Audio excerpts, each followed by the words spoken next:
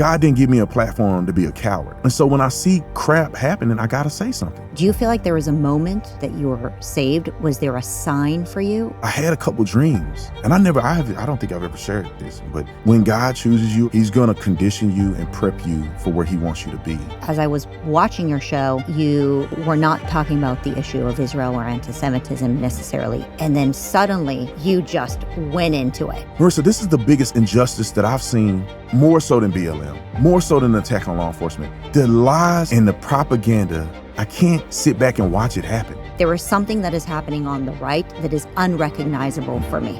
And I'm all about having a big tent, but even a tent needs to have its borders. And I really worry that if we do not speak out, we will lose everything we fought for. I think God is testing us to see who's going to stand for truth and who's going to be on the side of evil. I'm trying to remember how long it's been since we've known each other, but it's really been a long time. It's been a long, long time. And every day feels like 1,000 years these days, so it's really been a long time. This is my pleasure coming back. It's great. That's good to have you here. Well, I want to start with a silly joke, given that you're so wealthy right now with all the $7,000 that you've made. Would you like to make a tax-deductible donation to PragerU? Well, I'll tell you what, I'll be committed to every $7,000 check that I've ever get. I'll donate all of it to PragerU. And so you're going to say you've gotten nothing and now you can't? No, I'll donate, but those checks specifically, every ounce of those checks that I get directly to PragerU. I guess how lucky you are that you get to get money, get paid for things that you already believe in, right? Right. All right. Well, all jokes aside, I don't think that there's anybody who's watching this who doesn't know who you are. And if they don't know your background, we've made so many videos with you. I think you were one of the first who've done our Stories of Us videos. Yep. And so that was a really long time ago. You did look a little younger back then. Yeah, I did. You're probably about 30 pounds lighter, too. So. Yeah, so people can go and watch that if they want to hear your background. But I've been thinking a lot about you recently, and I've become quite obsessed with the concept of having moral discipline. And I want to talk about moral discipline. People talk about moral courage all the time. And I think that in order to have moral courage, you first have to have moral discipline. And so as I've been thinking about us sitting down, I really wanted to dive into how did you develop moral discipline?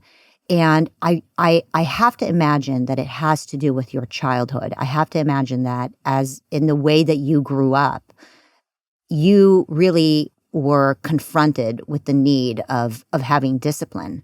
So maybe talk to us a little bit about that. Does that resonate with you? Yeah, that's a great thing, and making me think about a lot of my childhood just right now. I think a lot of it is subconscious, right? I don't remember a time where I thought to myself that, wow, I need to be morally disciplined in a time such as this. I was crazy when I was young. I was cutting up and doing a lot of things, but I do think about the things that my mom taught me, the things that my dad taught me through his actions. My dad was a man that always was honest. He didn't play around. You lie, you do stuff. There was discipline. I come from an era where you get whoopings.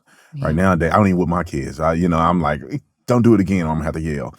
And my dad wasn't like that. So some of that probably was a subconscious thing that was ingrained in me growing up. It wasn't until I got mature as an adult that I understand the ramifications for, not standing on things that I know that are right. And a lot of it is people have to have a little grace for growing up, like, the frontal cortex of the brain isn't developed in men until a little bit later. So a lot of us do knucklehead stuff when we're young, but then it takes a little bit of maturity when you get older. It wasn't until, I guess the completion of this idea wasn't until I got saved in 2008. When I gave my life to the Lord, I got baptized, I was filled with God's Spirit. All of that put the world into context for me. Then I started to really realize that it's not just about me. Everything that I say is not just a reflection of me, because, personally, selfishly, I couldn't care less what people think. I'm going to say what I got to say. But then when you have the Lord that you acknowledge, you say, well, I don't want to embarrass the Lord either in what I'm doing. And then you say, well, God has blessed me with all these things. How dare I be selfish enough to throw those things away and be selfish enough to only, work what's best for me in the moment and not look at the big picture, not look at what God has called me to do and how I influence other people. And so I can't say that I've been perfect on that, but that is the moral parameter that I think, gears me in the right direction most of the time. As a mom, as a person who runs an educational institution, I am preoccupied with how to raise good people. And so much of my audience is focused on that too. And obviously you have kids as well. And I think about discipline all the time because I think that we have taken discipline out of our culture and out of our education system, out of our society. And for a kid like you, the way you grew up, you did need discipline Oh, yeah. because you could have fallen into all kinds of shenanigans, I guess. And I think you went into football, and I would imagine with sports, you really, I mean, is it possible that football saved you and taught Yeah. you discipline? I believe so. I always encourage parents, put your kids into sports, even if they're not that good. It teaches them a lot of principles. And I will say this, I want to make sure there's a correction here because, somebody will take your stuff you say and put out. I think that consistent discipline is right. Spanking or not, it depends on, in my personal opinion, what a parent believes is best for their kid in the situation that they're in. So I'm not advocating for spanking, and I'm not advocating that you do nothing for your kids. But the difference is consistency. Because when you're not consistently spanking your kid and you're not consistent with it, that's abuse. When you're not consistent with teaching your kids outside of spanking them, that's another form of abuse. You got to be consistent with how you raise your kids. Be disciplined in the way you do it. And because I want people to understand it too, that's a big problem today because some people think, well, spanking is wrong, so I'm not going to do nothing. Yeah. And then doing nothing, your kid run all over you. But then some people think spanking is the only option. Like I grew up and my cousin would get hit with switches and branches and trees and extension cords and you're going down abuse when it comes to that. So there's a balance that parents need to acknowledge. But I think it's invaluable for us to be disciplined in raising our children the right way. Because I say sports is one of those intentional things that a parent can do because your kids are not going to just rely on you for their upbringing and discipline. Sometimes mama is redundant in the mind so much that they just wash it out. Oh, she's just complaining again. Oh, he's just complaining again. Oh, he's always on me. Sometimes when you're out in the real world and you have a coach that loves on your child and they understand and they reinforce the things that you're teaching them just in another way. I think we both know that sometimes a coach can say the same thing that you've been telling your kid all week long. And all of a sudden they have an epiphany. The coach told me this. And I've been telling you this for 5 years now. And so it's not to ramble a little bit, but I think that going back to my story, playing football probably did save my life because my coach was very strict. We would get paddled if we cursed in the locker room. On the football field, you had to be disciplined. Even when I went to college, it was even more extreme. And to be honest, a little bit of that extremism when it comes to discipline in sports allows you to be flexible when you get out of sports because life may not be that crazy, right? They're not going to be cussing you out every time you do something wrong, like they did when I played college football. But at least gives you some items that you can take with you, like integrity. When you're on a team and you make a mistake, you got to own up to the mistake. The things that you do in the dark, meaning if you're not training like you're supposed to, if you're not studying your playbook, you're going to get exposed. Those are the camaraderie, being a part of a team, being held accountable to something greater than yourself, learning how to win, learning how to be a good sportsman when you win and when you lose, understanding that it's not always going to go right. Everything is not going to be perfect. You're going to win, you're going to lose. And at the end of the day, your effort is what counts. Sports can teach you that. And that's something that individual parents or anything else in life just can't teach you in the same way. Well, and then so many kids don't have a father figure in their lives. And, we've said this about the left, but certainly about even within the right, we are seeing that there is a real problem with what they call now, I guess, the disaffected boys who don't have a father figure, who don't have a disciplinarian in their lives. And I'm a mom and I can do whatever I can do, but there's nothing like having a male good figure in a boy's life. And when you were in sports, I would imagine that discipline was also thanks to the fact that you had men who were calling you out and putting you in your place. And I think about later on in your career where God brought you down to your knees. You thought you were going to be a big shot NFL player. And I can only imagine what that rejection must have felt like. And, when I think about God bringing people to where they need to be for such a time as this, I think about your story and I just say, wow, first you had to go through that discipline and then God had to bring you down to your knees and disappoint you. And so for, people have a really hard time with failure and disappointment. and you had to confront that really, really early. Yeah, it was very. I'm thankful that I went through it. Because Now, then I was ripped my shirt. I was crying and screaming. I remember on draft day when I didn't get drafted in front of my family. I mean, and God has a way of doing this to you. But when you actually believe in God, not when God is this, I don't know, this idea that you on Sunday morning or through rituals, you kind of like seem to think you're connected to. Like when you actually acknowledge God's existence and you actually have a pure relationship with God that supersede these natural relationships and your own thoughts, and you just put God first, God will humble you because he knows it's right for you. I wasn't an arrogant guy, but I did think that I was going to go to the NFL, and I was tooting my own horn, and that was supposed to be my life. And God wasn't a part of that, to be quite honest, because I was playing church when I was growing up, right? Meaning that we used to go to church, but I like to say that we were in the church, but church wasn't in us. We would go on Sunday because that's the way you're supposed to do. It's not that we read the Bible at home. It's not that we were actually dedicated our lives to God. It was God was this afterthought. Oh, God is blessing me when things go good, and when things go bad, God is not even acknowledged whatsoever. So living a life like that, going through football, becoming successful. I was an All-American, a top player in the nation. I'm all over the magazines. My parents were very proud of me. Had scholarships to every university. I mean, I had so many letters when I was in high school that, if this table was this high and filled like a barrel, it'll fill letters up in 1 year of colleges just sending us letters every day in the mail. So I was on a high horse. I get to the university, and I think God exposed a lot of chinks in my armor. Like I had a terrible attitude, and it came out when I played college football. I did not really have a true relationship with God, and it came out in my actions when I was in college. And then God had to humble me, and God humbled me while I was in college first, and he humbled me again when I didn't get drafted. So he humbles me first. And it's funny how I don't know if God just decides to choose people. Some people are chosen, right? Moses was chosen. Abraham was chosen. I don't think they had a choice. It was a part of God's story that he had for the world. But when God chooses you, or whatever the case may be, he's going to condition you and prep you for where he wants you to be. Yeah. No, and the thing about it, Marissa, is like he's preparing you for what your heart says that you actually want. I wanted what God is doing now, right? I wanted to make an impact in the world. I was always a guy who could say whatever was on my heart. And I was very bold in that. And I never waited for anybody to tell me how to think. I was a free thinker and all this other stuff.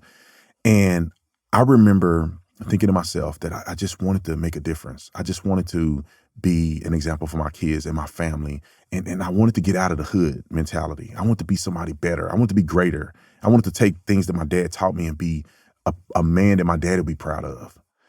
Now, when you're young, you don't understand what that look like. You think it's football. You think I'm glad I don't have CTE now because of football. But he humbled me. I came closer to him. I got a real relationship. And then God showed me another thing in between me getting saved and getting rejected in the NFL was that I'm in control. Although I saved you, don't mean that all of your own things that you believe were going to be true is going to be true. And you got to trust me through that. And so I said, okay, I'm saved now. God is going to restore my career. And he didn't. It got worse, right? It got worse. And now I got to look at God and say, well, wait a minute.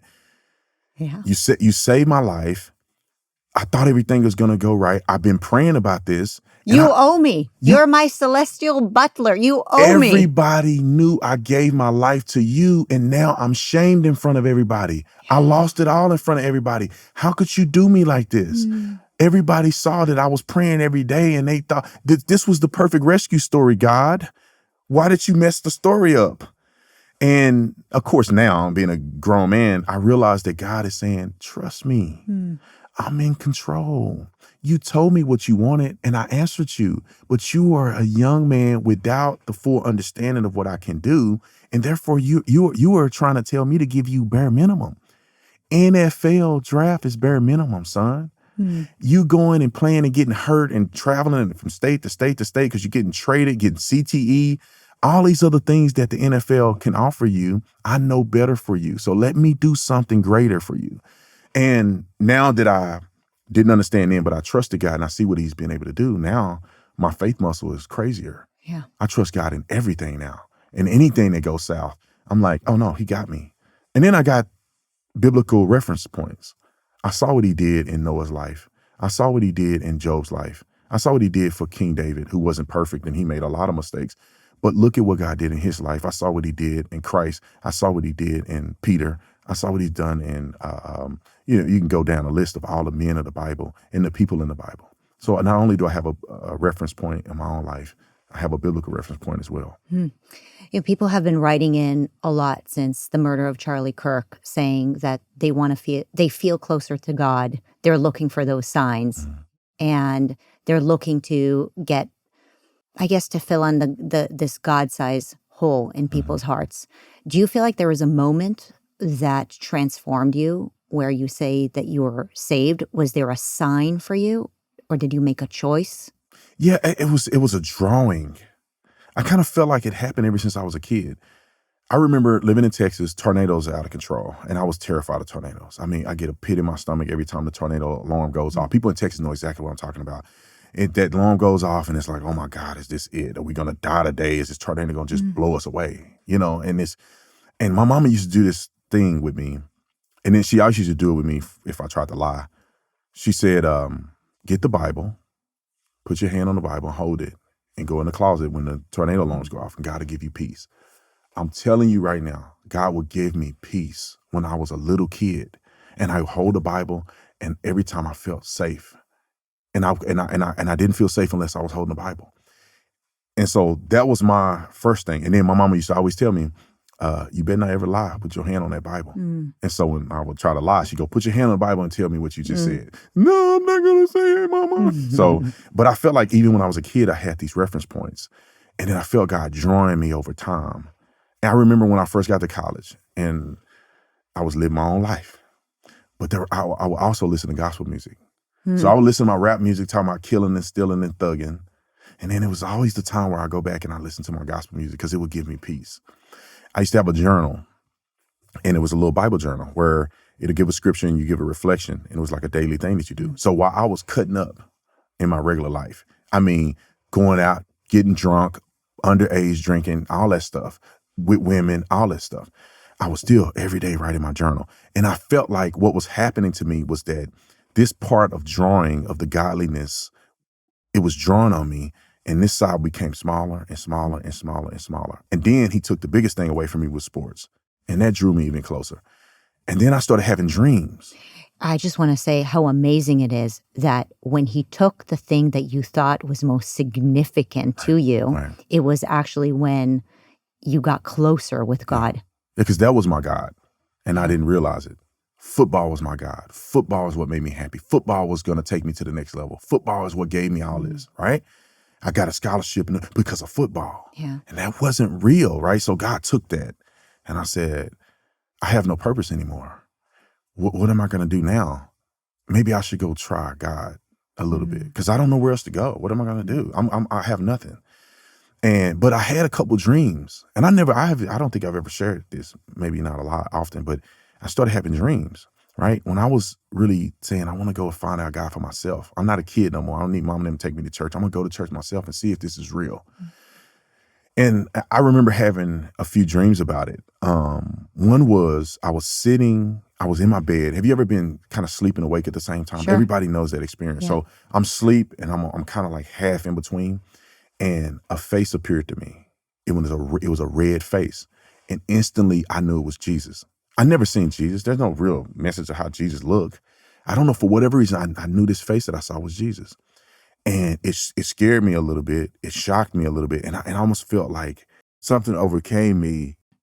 And I felt like the presence, like somebody would say, like the presence of God, whatever that would be. Yeah. That's what I believe I felt. That was one instance. Then I had a dream one day that I was at a church, and I don't like the charismatic stuff where they throw a blanket on you and people fall out and do all that stuff. I'm not, that's at the time, it was crazy to me. You would never catch me doing it. Somebody throw something on me and go, whew, and think I'm gonna fall. I'm gonna be the one standing up there like this and they're gonna look like a fool. But I had a dream that I was in church and the pastor did something. And I ended up laying on the ground flat. Wow. And they were praying for me, right? And I woke up, I said, that never happened to me. I never be laying on the ground. I don't do none of that stuff. Later, I went to church. I found a church that welcomed me. Everybody felt like family. I just went into this apostolic church. I didn't know what apostolic meant. I only grew up Baptist, so I think apostolic is some weird denomination. But I said, let me go. My friend played instruments there. He said, it's a great church. Let me go. As soon as I got in there, I felt welcome. Felt warm. Everybody hugged me like I was at home. And then you got to think, I grew up in an all-black community in Tucson, Arizona. Ain't no black people. But this church, it was all black. So at the time, I felt like, whoa, like I feel like I'm back at home with my family. Preached the gospel for the first time. He was Bishop Arthur Pierce was the first person I heard actually preach the gospel that Jesus actually spoke about in the Bible. He preaches. It was a girl that I was dating. We broke up, and she was like my only friend there in the university. She was the closest person to me. So we started going to church together, not as a relationship, but I was too weird to go by myself. So I said, can you go with church with me? Even though we're not together, but you're my only friend. I'm afraid to go by myself. She goes with me. Sermon comes, altar call. I don't know if you're familiar much with the Christian church, but they do an altar call at the end for you to come and give your life to Christ. She's crying, bawling. She's just devastated. And I'm her friend. So I help escort her to the front of the church where she can get prayer and find her. I end up getting prayer. And I'm at the front of this church. And I'm a big guy. It's a small church, probably 100 people in the church. It's not a mega church. They started praying for me. And it was a moment where the guy was praying for me. He was talking to me. And he said, you know, he actually, I think he felt like I was tensing up and I was nervous. He said, let go, relax. Just let God deal with you. And I finally relaxed a little bit and I thought I felt something. Where I was like, oh, I feel like God is like trying to like do something to me. Like not in a bad way, but like deal with me. Like the prayers that he's saying, that the guy's saying, I'm feeling like God is working on me while he's saying it when I let it go. So he said, there you go. Like as soon as I felt it, he like saw it in me and go, there you go, let it go, relax. Let God deal with you. Just relax, Brandon, let it all go. And therefore, I relaxed and the ushers behind me held me and they led me down to the ground. And I'm on the ground on my back at a church with people I don't know. And I feel God is dealing with me, all of the stuff in my life as a kid and all of the emotions, all of the doubts and everything. While this guy is praying for me, I feel like God is emotionally dealing. I'm crying and it's happening for me. And then that's the point where the guy said to me in my ear, you know, he quoted the book of Acts, chapter 2, verse 28, you know, where be baptized in the name of Jesus for the remission of your sins and you shall receive the gift of the Holy Spirit. So he did all that. I got saved. And that changed my life. It really did. I remember coming out the baptismal pool and I felt lighter. Yeah. I felt like a new person. I really did. And it couldn't have been the water. It's just water. It's not what is water going to do for me. I take a shower every night. I felt like it was a spiritual lifting of that burden of sin and stress and all of that. And like God gave me a new start, you know, and that just changed my life from that point. I can so relate to the relationship between God that is more intimate rather than an institutional relationship. And I think a lot of people now are drawn to any religion because they want the institution, right? They want, it's in the culture, it's framed for them, it's organized for them. And that's important too. There is that component of knowing that you have a community. But I think nothing is as important as the relationship that you have directly with God, because that is the relationship that gives you moral clarity. That is the relationship that actually gives you moral courage. And when I think about moral courage and moral clarity, the first thing that comes to my mind is the phrase that I often talk to my kids about: be strong and courageous. I've been thinking about it a lot, especially recently, because I felt like people in our positions have to have a lot of courage, right? To speak out, to speak the truth. And I mean, God knows you've been attacked a lot, and I've been attacked a lot. I'm attacked from both sides. I've been called both an anti-Semite and a Mossad agent or whatever nonsense they throw at me. And so we need a lot of courage these days to stand by God and to stand by truth. And the phrase is be strong and courageous.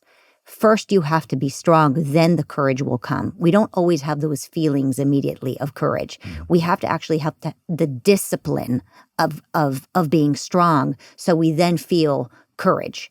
And that's why you come to my mind, because I know you as this disciplined person. You are so disciplined. When we first met, you were fighting against BLM while you were Officer Tatum. Mm-hmm. And I remember thinking to myself, God, this man has so much courage, so much discipline.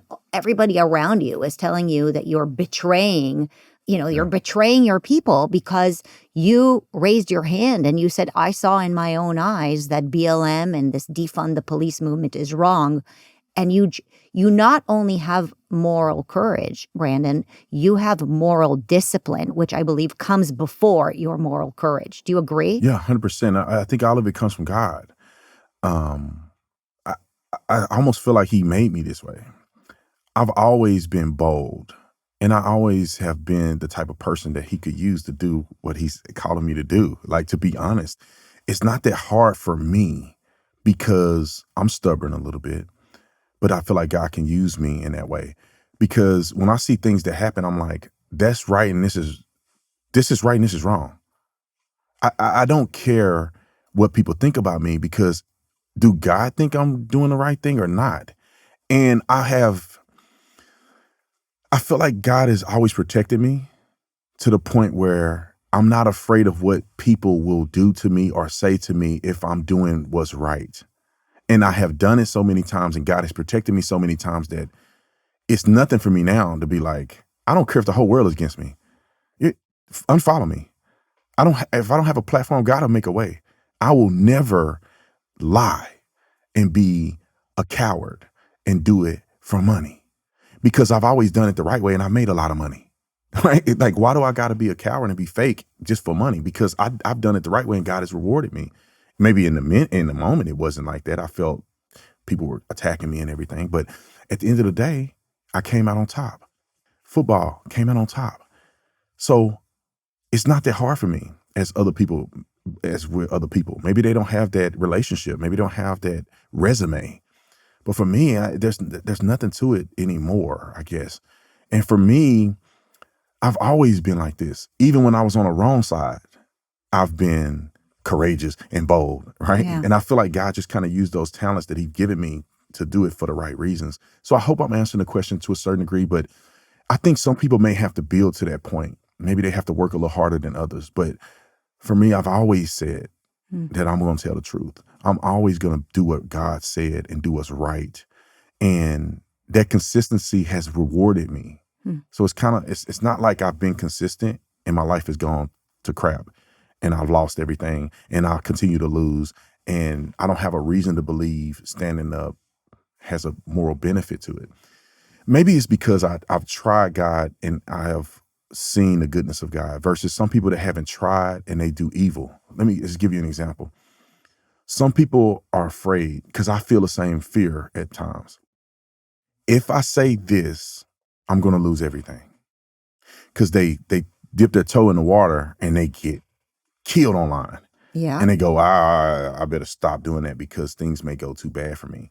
Some people live in that life where they pull back and they say, oh no, I'm gonna lose everything. Oh no, I can't say that. No, I gotta do this. No, I'm gonna lose money. And therefore they live their entire life doing that. And their reward comes from being fake. Their reward comes from dipping the toe in the water and backing off in fear. Their reward comes from picking and choosing what they are gonna stand up for today or tomorrow based on where the wind is blowing. Yeah. And their benefit comes from that at some point that will run out. The other side is saying, I have gotten thrown in the fire, like the Hebrew boys, and I have come out of this thing without even the remnants of smoke on, the scent of smoke on me. So now I know the key is when you get backlash, it's bigger than you. You could trust that God will take you to the finish line. And if you operate and build your platform on things like that, it's easier later on when the backlash comes. You dip your toe in the water and you're like, oh, I'm getting killed. And you're like, well, I don't care, because God is going to bring me out of this because I'm doing the right thing. The person that cowers, their time will run out. Their influence will run out. Their money will run out. But the person that endures through God, it won't run out as long as you're doing the right thing. And even if you get a temporary low, which we have had, I've had people unfollow me. I've had people say things to me. At the end of the day, I'm going to win. How do you know what's true and what is false? Well, it depends, right? My parameters, a barometer, comes from Scripture. It comes from what God said. what's right and what's wrong according to the Bible. And also through wisdom, you can see consistency over time with people, right? When you say who's right and who's wrong, you can see who's consistent and who's not. Who was saying this yesterday and today they're saying this? Wait a minute. You're not consistent in your theology. Who's critical of these people, but they're not critical of these people? So how similar is when you spoke against the BLM movement or the defund the police, you raised your hand and you said that these are lies, people are being manipulated, there's a culture that is pushing evil and destruction. Now you're speaking pro-Israel, pro-America, pro-West. Some of the people who are with you on the BLM side are now against you on the pro-Israel side. And so how does a plain viewer say, well, I'm with Brandon Tatum and I'm not with the anti-Israel folks? I think that, let me go back to the top of it. All of these movements are consistent. When BLM just try to shove down your throat that Black people are getting all this other stuff, in the way they do it, they mock you online. They want to cancel you. They do all this other stuff. And then, of course, we found out that it's all bull crap. We go to COVID-19. They do the same thing with COVID-19. Okay. Do the same thing. They're doing the same thing now when it comes to Israel, Gaza. They are, for instance, people that are fair in their evaluation, which means that look at the facts, do your own research. When it comes to BLM and their whole plan, when you say Black people are being treated unfairly, and they say that the cops are just killing Black people for no reason, a person who has wisdom that does research realizes that that's a false statement. So therefore, you see them pushing it, they're giving false statements, then you have to understand why they're doing it. Once you see that they're lying, once you see that they're bludgeoning you to acquiesce to their side, then you ask why, and you say it's really for power. It has nothing to do with the Black community. Because BLM, that they pushed on us so much, how has the Black community changed since they started BLM? Not at all. It probably got worse. Made it worse. When they raised money, billions of dollars, did they give any to the Black community? No, they didn't. Did they start any real programs that can affect change in the Black community? Did they do mentorship programs for young boys without fathers? Did the crime rate change? Did the incarceration rate change? Nothing has changed. So they have leveraged you, weaponized empathy to push a greater agenda. You go to COVID-19, same thing. They were wrong. Yeah. We know the mask thing was wrong. All this stuff was wrong. We know that they lied. Anybody that did the research in the interim would be able to know that they lied, just like they lied about Black people getting killed indiscriminately by cops. And then once that is over, you ask the question, why? Why? Because they wanted power. And they weaponized empathy for grandma and other people who are dying at your, because you don't wear a mask and get vaccinated with 3 boosters. Now we go to Israel. And I see the same soup warmed over with them. It's like, well, wait a minute. Let's use common sense. It's not a genocide. You know what a genocide is? Like, it's not a genocide in Gaza. There was an attack. And if anybody had done that in any other country, nobody would even be saying anything about the retaliation. They have hostages. It's a terrorist organization. You can't trust their numbers. They're out here killing people indiscriminately. They treat women poorly. This is an entire religious theology that we have been opposed to since all of us have been conservative. Why are they treating us like this on this topic? That means if you go, well, October the 7th. No, October the 7th, it's a genocide. Well, wait a minute, that's not a genocide. Oh, children are dying. Children. Why do they just keep saying children? Like everybody that say, they only talk about the children that die. Well, any innocent person is an innocent person, whether it's a child, whether it's a mama, whether it's a prepubescent teen, whether you name it. Innocence is innocence. But they're weaponizing empathy by just focusing on the children are dying. And so all of these things have been consistently the same to me. If you do your research, you will see the consistent lies in all of them. One thing as well is that all of it is stimulated by the left. BLM by the left, COVID by the left, Free Palestine by the left. And they get progressively worse because I feel like God is progressively testing us. Because when I came out to support Trump, it wasn't as bad as when I stood up against BLM. And it wasn't as bad as me standing with Israel. It's gotten worse. It's gotten crazier. And people are waking up each time. When I supported Trump, people in my family were like, oh, what? Then they start looking into Trump and be like, oh, I actually agree with this guy. When I stood up against BLM, people were like, oh, what? Oh, they are fraudulent. Oh, wait a minute. the leaders of BLM put money in their own pockets. They have done nothing for black people. Then when it come to COVID, my best friend woke up because of COVID. He's like, oh, wait a minute. They want me to get a boost. They haven't tested this stuff. Wait a minute. Why are they forcing us? They never forced us to do anything else. They trying to force me to do this. They firing people over this. And then now, I think it's harder for people to see this one because this is like another test. But this is the same thing. The people that I know that have integrity, that understand truth, and they're willing to be open-minded, they can see that this is another propaganda stunt against Israel. Anti-Semitism and all of these things that we say. I used to not believe that I thought anti-Semitism was like racist. Mm. They want to shut you down, so they call you racist. They want to shut you down, so they call you anti-Semitic. And then I started seeing what's happening, and I go, well, wait a minute. This is bigger than just a word. Mm. Like, there are people who are literally deranged. Like, you could tell them, well, what about, like, go back to October the 7th. And it's a lot before October the 7th. People want to do their own research. You go, what about October the 7th? They literally don't care that Jewish people in the kibbutz were murdered, killed, kidnapped, the fear. I interviewed people that one gentleman I interviewed, he was in captivity for 490 some days. They killed his wife and his daughter when they took him away to Gaza. They don't care about that guy. His story don't count. The Jewish people, when I went to Israel, was so welcoming to Arab people, was so welcoming to Palestinians. You know, it's just like America. We welcome everybody. There's sex where people hate each other. It happens everywhere. But to see them go and kill all these people in the way they did it and videotaped it, and they mock people, they call it home to mama, I killed all these Jews. They take them over to Gaza. They're cheering. They're cheering. They're hitting them. One of the hostages that I talked to said that the people were trying to take him from Hamas to lynch him in the middle of the street. The Hamas had to fight their own citizens to take him into captivity. And when you see all of this stuff and you see people saying, I don't care, they go from I don't care to they deserved it. Mm-hmm. They deserved it because it's an apartheid. They deserve it because it's an occupation. Then they go to saying, well, the Jewish people don't have a right to the land.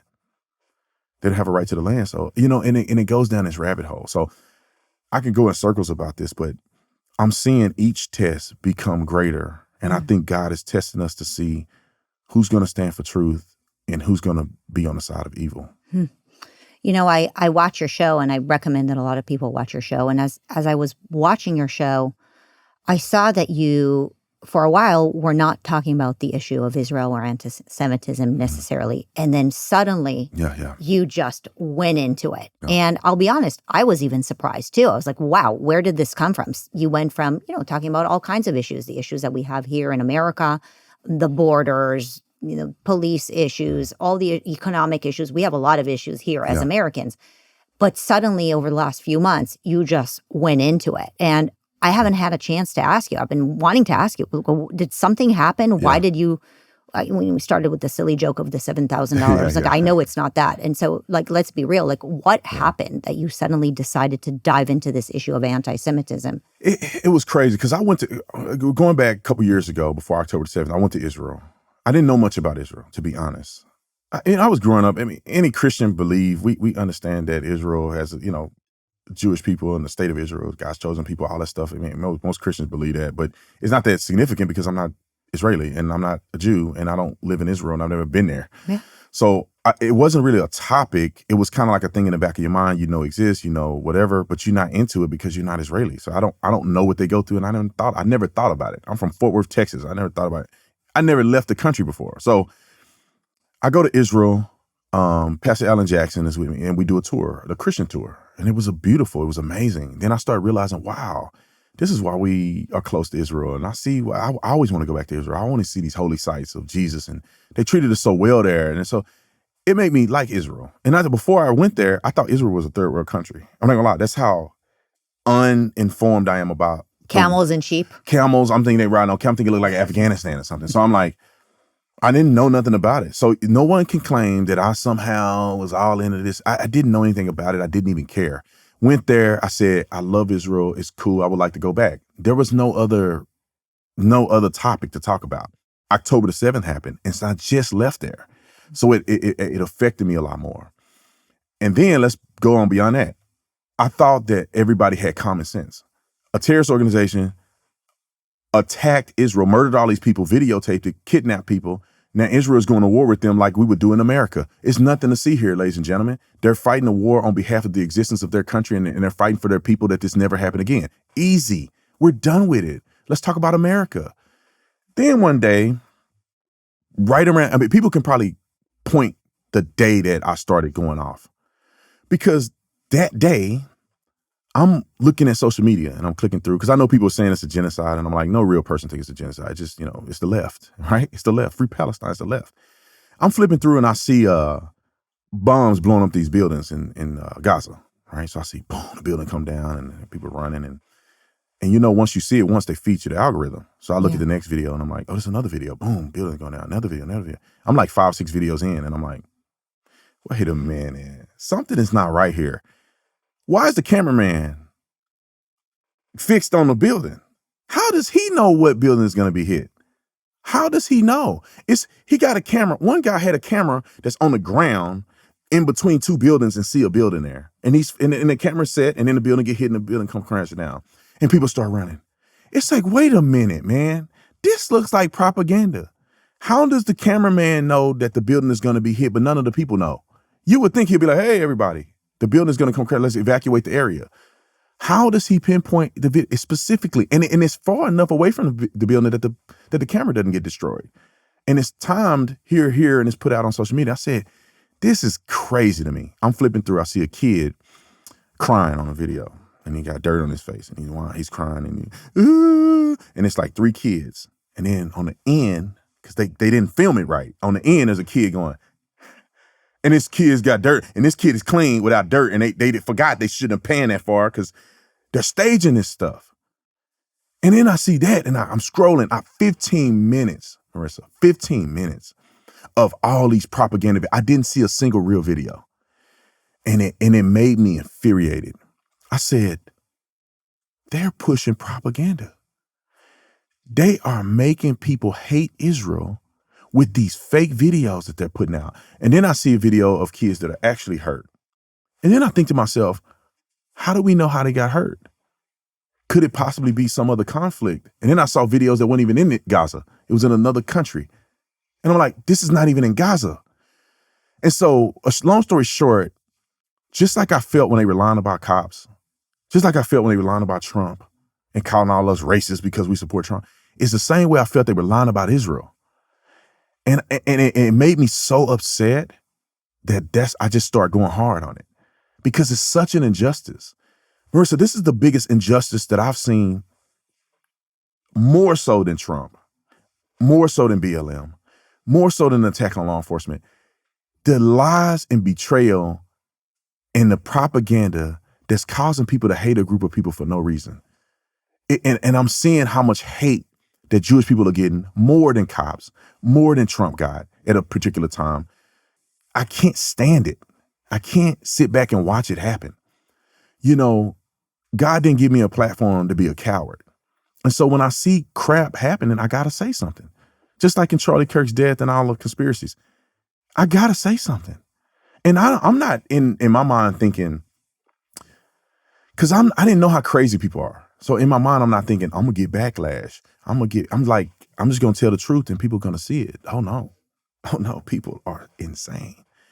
They'll see me post a video and then say I'm getting paid money and I'm shielding for the Jews or whatever the case may be. Even the interview with Netanyahu, I think a lot of people don't know this. I don't know, I know Benjamin Netanyahu is the prime minister of Israel. That's all I know. I don't know anybody in Israel. I'm not connected with the government. I hired a young lady who's a rock star. And just thank God I hired a person that got connections. So day one, she's going after everybody. Boom, boom, interview. I told her, you can have my social media.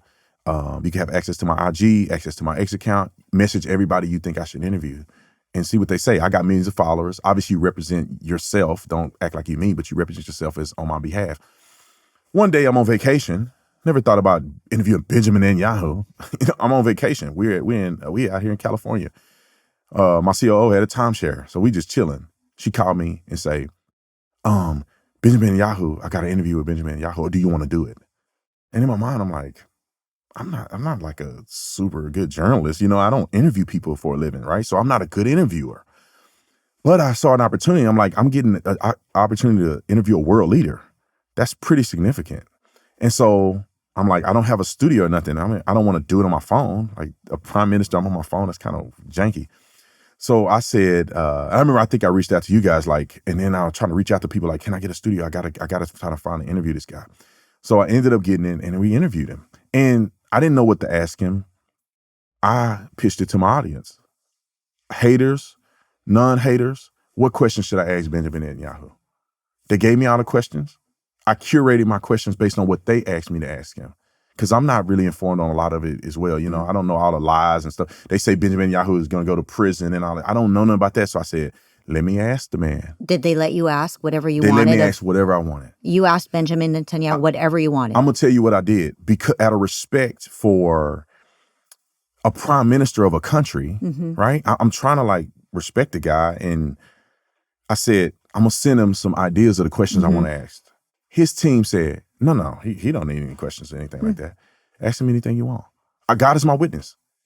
We got email records of this. They said, ask him whatever. I was just trying to be generous, right? And I didn't want him to feel like I'm trying to get him in a gotcha thing. They said, no, we don't need that. You can ask Benjamin whatever you want. And the only restriction is that they said it could be 30 minutes. It got to be 30 minutes. You only get 30 minutes. I didn't know how long. I thought it maybe have an hour. So I had a list of like 17 questions. I'm sure you Benjamin Netanyahu never saw that. They never showed him. They told he don't need it. And I just asked him random stuff. And you know, of course, I was a little nervous because I've never interviewed anybody that high profile. This is a leader of another country. So I tried my best to ask him. And I asked him a lot of stuff. And I didn't have enough to push back on him because the stuff he was saying was right. I said, you bombed a church, or what, you guys bombed a church and the Christian people are saying that it was wrong, whatever. He told me that, yeah, we did that. It was an accident. He went with the Pope. He went to talk to the Pope, and the Pope, he asked the Pope for forgiveness for that. He helped rebuild the church. He helped build infrastructure. The church would be protected in the future. It was the Catholic place. And so I couldn't push back. I'm like, he's saying that's what he did. Everything they asked me to ask him, and people hated me because of it, which made me even more excitable about it. Made me even more go, screw you guys. You're not going to bully me because I interviewed the guy in good faith. And my wife began to see what I was saying. Like, because my wife wasn't convinced, at the stuff that I seen, right? I was like, I'm seeing all this stuff. It's all propaganda. My wife was like, oh, but what about this? Well, what about this? But what about Netanyahu? I don't think Netanyahu is this. And after I interviewed him and she saw all that hatred and all that weird stuff people were doing, my wife began to see it. And now me and her are like the biggest Zionists. She don't like me to use the word Zionist for her, but we believe that Israel has a right to exist and the people have a right to the land and self-determination. It's really that simple. Well, you bring up your wife, and I'm sure many people like your wife are wondering what on earth is happening on the right, because we're kind of used to the stuff on the left. We're used to the hate and the vitriol and the ad hominem attacks and all the frankly intolerance of the left. I mean, we've been doing this for 15 years now almost. We're not so used to it on the right, and now we're seeing this same victim conspiracy, fear mongering attacks within our own group of friends. And I'm taken back by it, Brandon. I people ask me all the time, what is happening? What's happening with your friends? How can they be speaking like this? This sounds so different from who they were in the past. Have they changed? Are they being paid by Qatar? Yeah. I don't believe they're getting. I don't think it's about. Personally, I don't have any evidence. I don't have any receipts for anything. But personally, I don't think it's a money thing. I think it's a maybe it's a spiritual thing. Maybe it's a conviction thing. Maybe it's what they believe truly. And sadly, but there is something that is happening on the right that is unrecognizable for me. I agree with you 1,000%. I think it's spiritual warfare. And I think that what's happening is God is bringing us closer and closer to determining what's good and what's evil. And I think what's happening is we're seeing good and evil split between right and left. And now we're seeing good and evil split between right and right. These people are cut from the same cloth as the leftist nut jobs that we argue about all the time. They're the same people. If you see any of these people that are on the extreme right, that they even say that they agree with the left and that the left can come together on this. They go on each other's podcasts and now they sniffing each other's butts, as I say, It's like dogs do. The fascists and the communists ended up having so much in common. They got so much in common. There's a young lady named Elika. She came on my show And she said this she had two things to me, and she was far ahead of her. I don't know if she's a far ahead of it actually happening. Well, I think she's from the UK, so she's seen what seen has it happen happened over in the there. UK, and now she's here warning Americans. She warned about the scapegoat theology, which means that these people are going to come together to scapegoat, and their scapegoat is Israel, right? We see what the real threat is. These people are like in a bowl of confusion, but the only way out of it is to blame Israel. And so she had mentioned that, and she had also mentioned how that they're going to come together to unite on the wrong side, the left and the right. And it hadn't happened yet when she interviewed me, but I said, dang, that's really smart. That can really happen. And then it happened. After Charlie died, it happened. We see very clearly where people stand. And now, if you don't hate Israel, something's wrong with you. If now you're not dumb enough to say that AIPAC is somehow should be registered as FARA, like, I don't understand these people, Marissa. Like for instance, let's put it this way. You can have your criticisms of Israel. Probably nobody criticized Israel more and the government more than Jewish people. You think everybody loved Benjamin Netanyahu? Get a grip. They don't like him just like in America, people half like Trump. If you want to say, because it's never what they say, is why they're saying it. AIPAC, if you want to talk about the influence that AIPAC has in our Congress with lobbying, let's have a discussion about it. But you can't be foolish enough to say that AIPAC should be registered as FARA. These are American citizens. And American citizens can lobby whatever they want to lobby. If they decide to lobby for Israel, they can lobby for Israel. There's other lobbies. They're just not as successful as AIPAC. Therefore, you don't talk about them. There's other people, the American citizens, lobbying for other countries. And then when you go to AIPAC as a lobby, you go, well, is your problem that they're Jews or they're supporting Israel? Or is your problem is that they have too much influence? Well, you're wrong. People are wrong on both. They're American citizens lobbying for what they want, which is legal in this country. They shouldn't be registered as FARA because it's not a foreign entity. They're not even the biggest lobby. If they were registered as FARA, how silly can you be to not see that? You go look at Qatar, you go look at Saudi Arabia, you go look at Japan, you go to China. Mm-hmm. They are stomping out AIPAC as far as influence in our country. And then you go look at Qatar and what they're giving to universities. And we all know the universities are killing our young people psychologically and teaching them propaganda. They're giving billions of dollars to Ivy League schools. Billions. That's far-reaching anything that AIPAC could ever dream of. Or well, Israel. And the Qataris are buying and investing media companies in America, and nobody is speaking about that. Nobody's saying anything about it. And I clarify this if I'm wrong. I go through a lot of stats, and so sometimes I get wrong. But when I looked at the acquisition of TikTok, it's not just a Jew. He just so happened to be the majority investor. But there's other investors from other countries. I think even Qatar or some Arabian countries are investing in that as well. You go look at some of these other groups. There's also people investing that are not just Jews. Why are they just pointing out Jewish investors? Why are they acting like AIPAC should be registered as FARA? I didn't know what AIPAC was until this year. I never heard of AIPAC. So when they started making a thing, I started researching it. It's very clear why they're not registered as FARA, and they shouldn't be. But if you're going to talk about lobby, talk about the other lobbies that are lobbying our government way more than Israel. And you telling me they run our country. And they're the weakest, probably one of the weakest lobbies as the big top five. And then you go on and you say, Donald Trump is run by Israel. What? Benjamin Netanyahu runs Donald Trump? Like, remember when we used to vote and say Donald Trump is the boss and he runs the world and he's this and that? We used to all be lockstep on that. Donald Trump don't even listen to himself. I don't think Donald Trump listened to his advisor or nothing. When he got his mind made up, you can forget about it. Melania can't tell Trump what to do. So true. Nobody can tell Trump what to do. He acts against probably his conscience telling him, don't tweet that because that's bad. He do it anyway and it's bad. And he don't care. He's Trump. He's going to always be Trump. He's never going to change. And you think somehow that stubborn man that is willing, they tried to kill him. They tried to bankrupt him. He probably should have let it go. His family is in danger. They try to put his kids in prison for life. That stubborn man said, I don't give a F. I'm gonna run for president again. I'm gonna show all of y'all that you're wrong, This man is old. You know, Yeah. he's almost 80. So, Brandon, what is so shocking about this whole thing is that we are talking about people we know. Yeah. We know Donald Trump is stubborn and he won't take advice from anybody. Nobody controls Donald Trump. No. Donald Trump controls everybody else, if Right. anything, and is probably why he was able to bring the peace deals that he's brought by controlling basically the 100. Middle East. We all know that 100%. about our great president. We also know the people who are accusing President Trump, accusing Israel, accusing our friends at Turning Point USA for all kinds of nefarious and bizarre things. Yeah. And people have been asking you and me, what is going on? What is going on with our friends? I just don't have an answer. I don't have an answer for what is happening. I think it's spiritual. I think what happens to people is that when you go down the path of Jew hate, you end at a very dark place. God turns you over to a reprobate mind.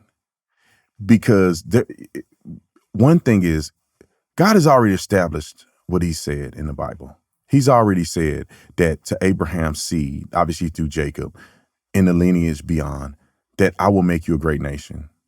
And I'll be your God in an everlasting relationship. And you will possess the land for everlasting possession. I don't play with God when he makes a statement like that. And therefore, I don't have to understand it. I don't have to agree. I don't care. God said it. I'm going to acknowledge it. When people start disobeying God and spitting in his face and saying, these people aren't who you said they are. God don't have a covenant that's everlasting like he said. God changed his mind. You start going down that path.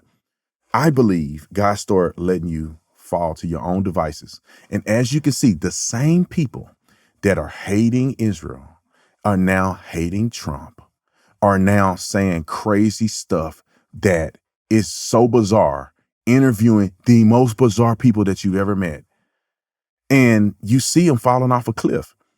And then they start falling for the Charlie Kirk conspiracy stuff. They're falling because off the attack is no longer on Israel. The attack is no longer just on the Jews. The attack is now on Erica Kirk, the leadership at Turning Point USA. The attack is on Rob McCoy, Pastor Rob McCoy, Charlie's pastor, this amazing man, an amazing man. Anybody who doesn't know Pastor Rob McCoy should get to know Rob McCoy. You know how much I've learned from, I'm a Jew who I can tell you has fallen in love with Christianity thanks to Pastor Rob McCoy.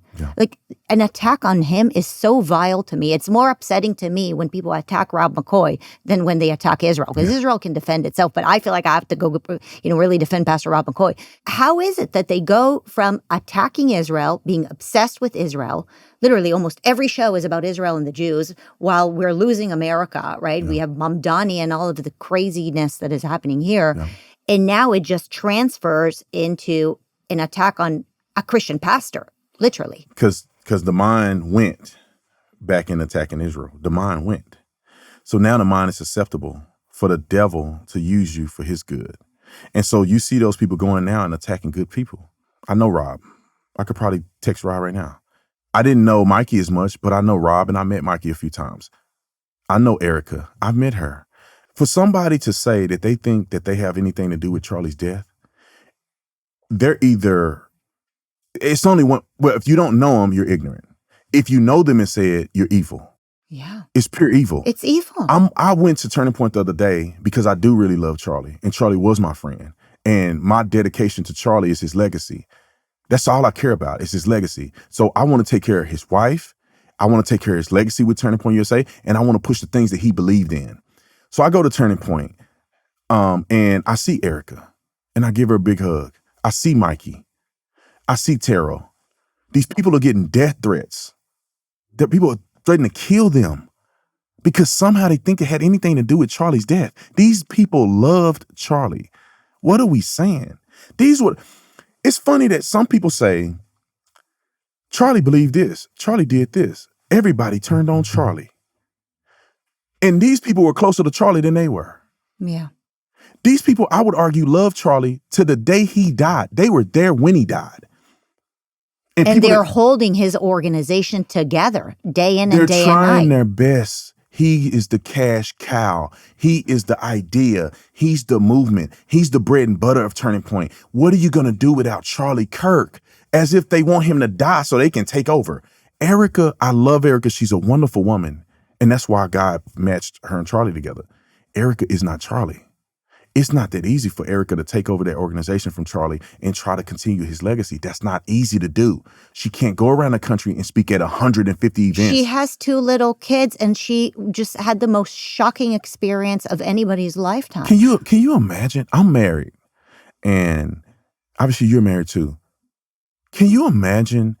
And I don't even want you to think about this, but if you lost your significant other that way, not because had a heart attack or something, or they had chemo, going through chemo, and it was a kind of an expected end.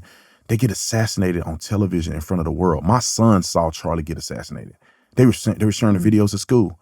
So they're seeing it all over the world. You lose your loved one like that. And people who love you or should love you and care about you or care about at least your husband should protect your heart in that moment. Because they should know, if they're married, what it could possibly be if you lose somebody like that. Losing a dog hurt. You know what I'm saying? Like, I've lost pets before, and like, I'm devastated. Losing your husband is devastating. My heart is, I'm going to protect her. Yeah. That's the first thing. I don't care about conspiracies, money, none of that stuff. The first thing I did was I wanted a shirt for Charlie. And then I was going to a UFC fight, and I'm like, I want to wear a shirt to represent Charlie, because that's what this is about. Not me, nobody else, it's Charlie. Yeah. And I said, and people wanted, I want that shirt, I want that shirt. I said, okay, this is what I'll do. 100% of the profits that we sell from this shirt will go to Erica. And we raise money, we're going to give it to Erica. Mm-hmm. And for people to not only bash him and his people around him, but those who are not bold enough to stand up and say something. I know people who claim that they were friends with him, Charlie. And then they have a guy come on the podcast that hated Charlie, that spoke ill will of Charlie every single day, vile.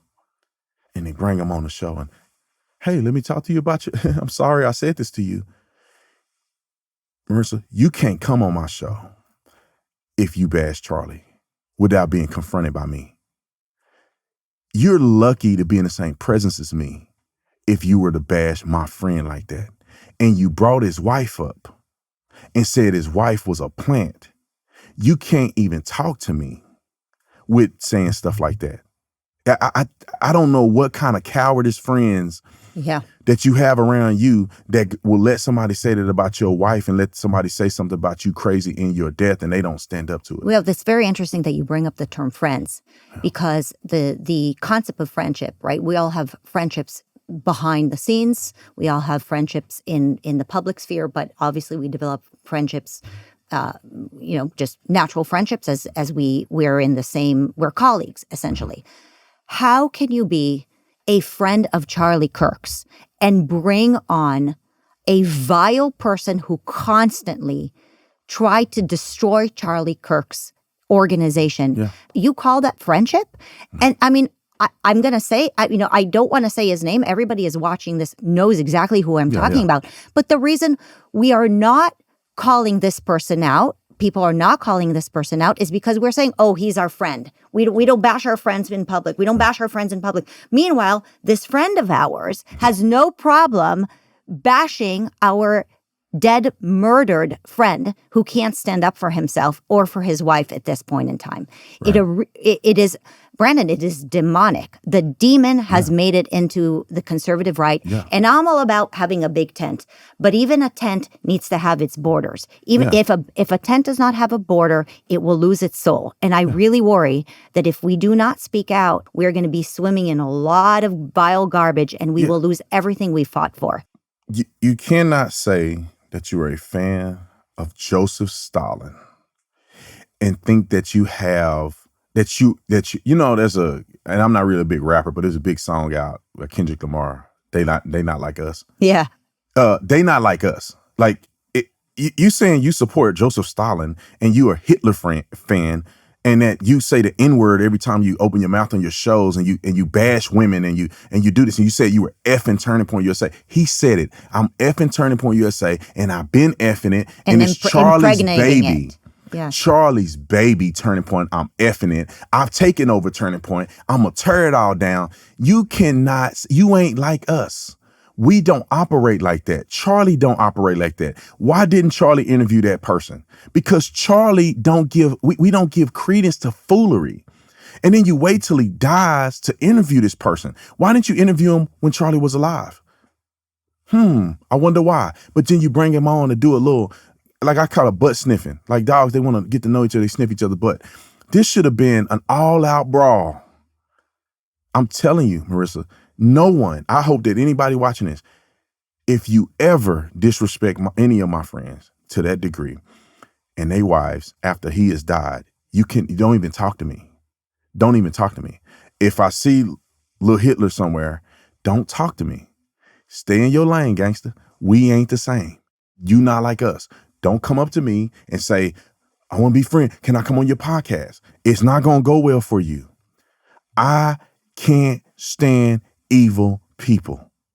And the person who's gaslighting the living daylights out of us, who decide to interview, you know who I'm talking about, he's gaslighting us too, because he goes and says, oh, I brought him on because I wanted to. No, you gaslighting us. Well, he'll say, oh, well, it's my right to interview whoever I want. You're right. Correct. Yeah. Correct. It's freedom of speech. Yeah. It's your right. But should you? Should you do this? Well, you talk about morality. Yeah. We talk about being a Christian. You talk about being biblical.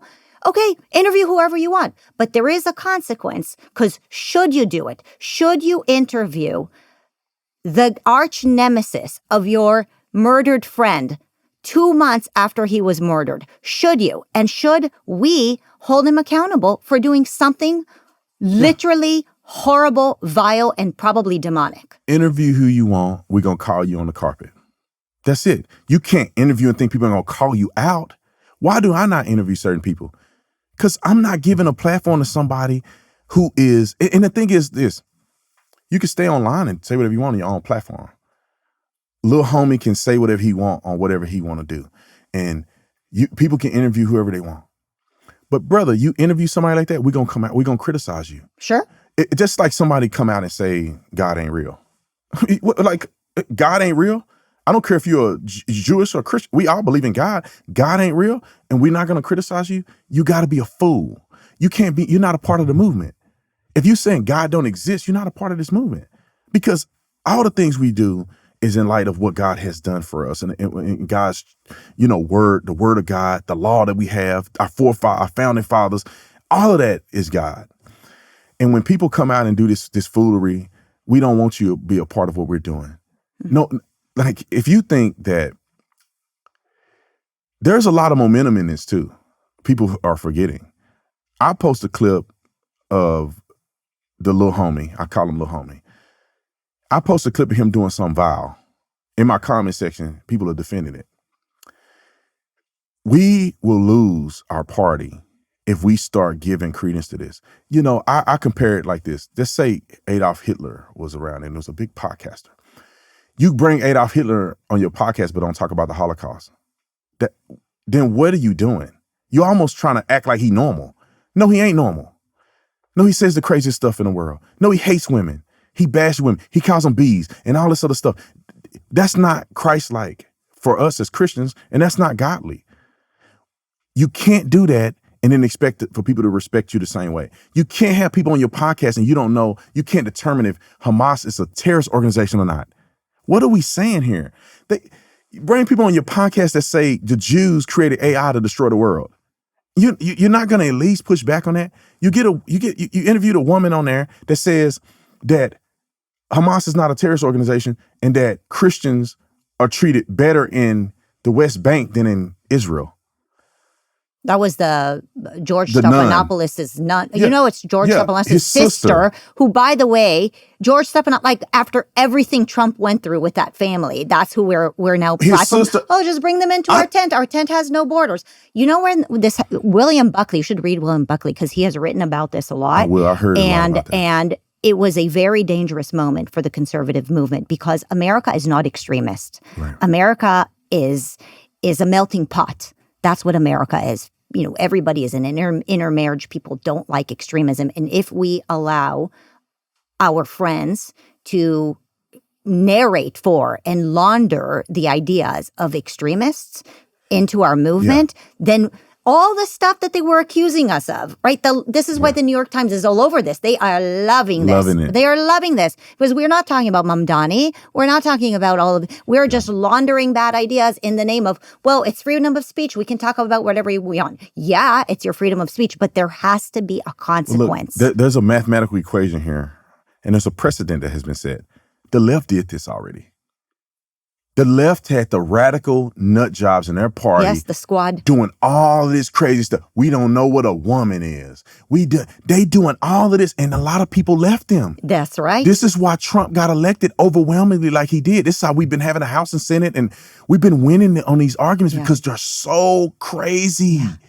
Yeah. They say they love women, but they want men to beat up women in sports. What? It's so true. The left took in their most extremist faction and said, well, but it's getting us a lot of views. And so we're gotta let's bring AOC to be our leader. It's amazing how evil uses the exact same formula. It's the same formula and it's coming our way.